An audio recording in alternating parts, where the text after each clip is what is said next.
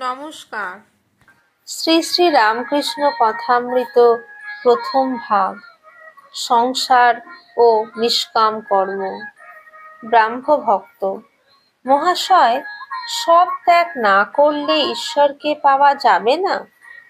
শ্রীরামকৃষ্ণ: না গো, তোমাদের সব ত্যাগ করতে হবে কেন?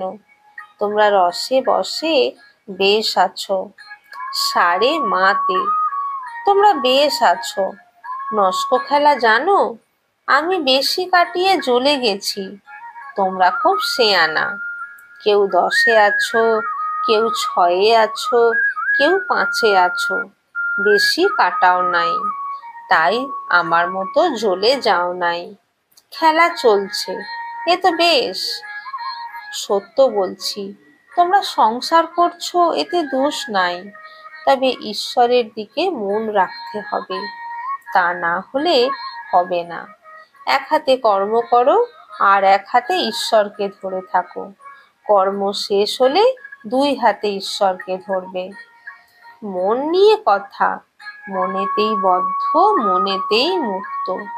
মন যে রঙে ছোপাবে সেই রঙে ছুপবে। যেমন ধোপাঘরের কাপড়, লালে ছোপাও লাল, নীলে ছোপাও নীল, সবুজ রঙে ছোপাও সবুজ। যে রঙে ছোপাও সেই রঙেই ছুপবে।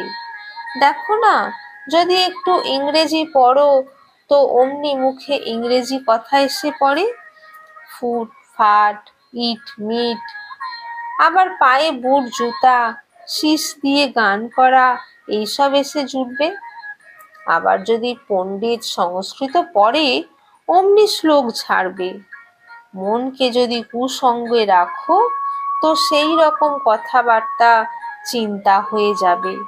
যদি ভক্তির সঙ্গে রাখো তাহলে ঈশ্বর চিন্তা, হরি কথা, এই সব হবে। মন নিয়েই সব। এক পাশে পরিবার, এক পাশে সন্তান।